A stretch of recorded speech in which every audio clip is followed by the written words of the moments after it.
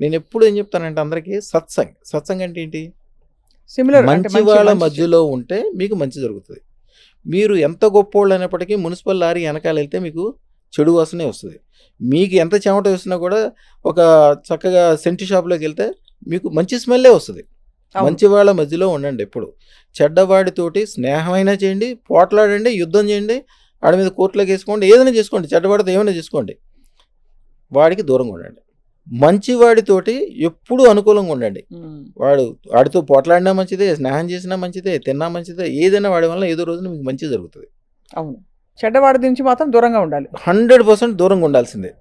కాబట్టి మన జీవిత పరిస్థితులు ఏ విధంగా అయితే మారుతాయో అదృష్టరత్నంతో, దానిలో బహుశా ఇది కూడా ఒక భాగం అయి ఉంటుంది అనుకోవచ్చా? గ్యారెంటీగా మీకు అదృష్టరత్నం పెట్టుకోవడానికి అమ్మవారు గనక ఆ టయానికి మీకు అనుకూలం లేకపోతే మీరు ఇంటి పక్కన ఉంటే కూడా పెట్టుకోలేరు. ఖండాంతరాల నుంచి వస్తారు. రష్యా వాళ్ళకి ఏం సంబంధం మేడం? రష్యా వాళ్ళు ఎంతమంది వస్తారు నా కస్టమర్స్? కెనడా నుంచి, అమెరికా నుంచి.